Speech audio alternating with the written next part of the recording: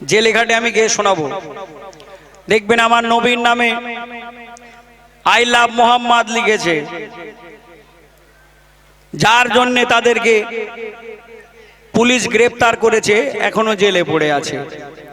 এই নবীর প্রতি মহব্বত ভালোবাসা দেখে আমাদের মধ্যে দেখবেন পাড়ায় পাড়ায় অলি গলিতে একটা করে ব্যানার টাঙানো আছে, যাতে লেখা আছে আই লাভ মোহাম্মদ। কেন?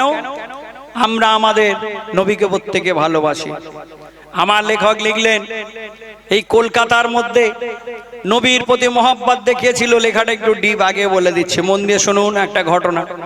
এই কলকাতার মধ্যে আজ থেকে প্রায় 85 বছর আগে নবীর প্রতি মহব্বত ভালোবাসা দেখিয়েছিল পাকিস্তানের দুটো ছেলে। শুনুন, তারপরে বুঝতে পারবেন। লা ইলাহা ইল্লাল্লাহু জবানে কলেমা, শুনুন কে করুণ ঘটনা কলকাতাতে ঘটেছিল গো, কলকাতাতে ঘটেছিল ব্রিটিশের জামানায়, শুনুন এই করুণ ঘটনা। এই কলকাতার মধ্যে আজ থেকে বহু বছর আগে একজন অমুসলমান সে কি করেছিল শুনুন। ও গো 1932 সালে, 1932 সালে এক ছাপাখানায়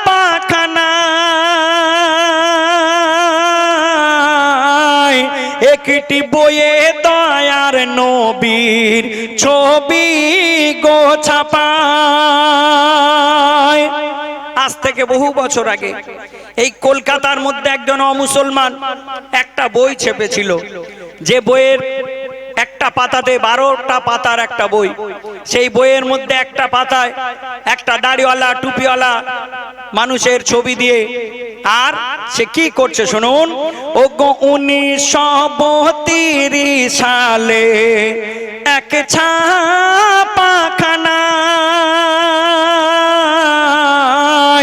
একটি বইয়ে দয়ার নবীর ছবি গো ছাপায়, আর দিনের অপবাদে ভরা সেই বইয়ের পাতায় পাতায়, আর সইবে না গো এই ঘটনা কোন মুসলমান ভাই, সইবে না গো এই ঘটনা কোন মুসলমান ভাই গো। তার প্রতিবাদ জানাতে আসে পাকিস্তান হতে দুজনা, শুনুন এই করুণ ঘটনা। আজ থেকে বহু বছর আগে এই কলকাতার মধ্যে একটা অমুসলমান একটা বই ছাপলো, তাতে একটা দাড়িওয়ালা টুপিওয়ালা মানুষের ছবি দিয়ে, আর কলকাতার মধ্যে বিক্রি করছে, আর বলছে এই মুসলমান তোমরা দেখে যাও তোমাদের নবীর ছবি এই বইয়ের মধ্যে। মানুষ সেদিন অবাক হয়ে গেল, সবাই বই কিনছে, বহু বই বিক্রি হয়েছিল, তাতে আমার নবীর নামের অনেক খারাপ খারাপ কথা ছিল। সেই সময় এই কলকাতার মধ্যে যখন এই বইটা বিক্রি হচ্ছে, সেই সময় ভারত পাকিস্তান তখন আলাদা ছিল না, শুনে রাখুন, এক ছিল। পাকিস্তানের লাহোর নামে যে জায়গা, সেখান থেকে দুজন নওজোয়ান, তারা দুই ভাই ছিল, বয়স ছিল তাদের 17, একজনের 18। দুই ভাই তখন খুঁজতে থাকছে যে এই বইটা কে ছেপেছে। অনেক কষ্ট করে যখন সেই বইয়ের মালিককে খুঁজে পেল, তাকে দুই ভাই গিয়ে বলেছিল যে আপনি এই বইয়ের এই ছবিটা আপনি কোথায় পেলেন? যে নবীর ছবি তো দূরের কথা, ছায়া মাটিতে পড়তো না, তার ছবি আপনি কোথায় পেলেন? সেদিন সেই অমুসলমান সেই দুই ভাইকে অনেক অপমান করেছিল, কিন্তু তারপর কি ঘটে শুনুন। ও গো বইয়ের মালিক করলো অধীর তাদের দুজনের অপমান,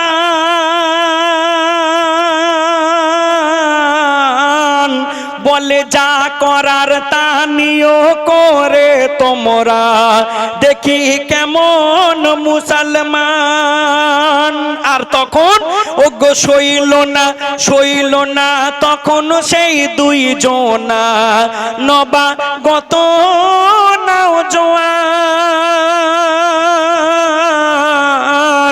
আর ছোড়ার আঘাতে তার ধড় হতে কেটে নিল যে গর্দান।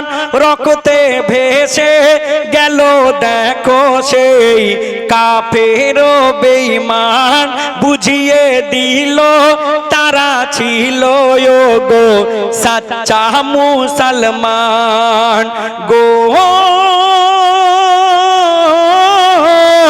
আর খুনের দায়ে পুলিশের হাতে ধরা পড়লো দুজনা, শুনুন এই করুণ ঘটনা। সেই দুই নওজোয়ান আমার নবীর অপমান না সইতে পেরে তারা সেই বইয়ের মালিককে রাস্তায় ফেলে জবাই করে দিয়েছিল। শুনে রাখুন, সেই সময় ইংরেজের রাজত্ব ছিল আমাদের কলকাতা, আমাদের পুরো ভারতটা ব্রিটিশের রাজত্ব। সেই সময় ব্রিটিশের পুলিশ সেই দুই নওজোয়ানকে গ্রেপ্তার করলো এবং তাদের দুজনার বিচার হলো, রায় হলো, তাদের দুজনের ফাঁসি দেওয়া হবে। সেই দুই নওজোয়ানের ফাঁসি হয়েছিল, শুনে রাখুন, আজ থেকে বহু বছর আগের ঘটনা। সেই দুই নওজোয়ানকে ফাঁসির মঞ্চে সেদিন হাজির করা হয়েছিল আর বলা হয়েছিল, এই যুবক তোমরা দুজন বলো, তোমরা তোমাদের আজকের জীবনের শেষ, তোমরা কিছু বলবে কিনা, কিছু খাবে কিনা, কোনো কিছু শখ তোমাদের জীবনে আছে কিনা। সেদিন সেই দুই নওজোয়ান সেই ফাঁসির মঞ্চে দুজন দাঁড়িয়ে কি বলেছিল শুনুন। ওগো ফাঁসির মঞ্চে বলছে দুজন, শোনো শোনো মুসলমান, আর কেউ দেখেনি নবীর ছবি, ছাপলো কেমন করে এ বেঈমান। আর এই কলকাতাতে কি কেউ ছিল না যে তাদের কাটিবে গর্দান। আর নিয়ে ছোড়া তাদের কাটতে মোরা, কেন পাকিস্তান হতে আসিলাম। ফাঁসি হলে মোদের দুঃখ নেই, শুধু এইটুকু অভিমান গো।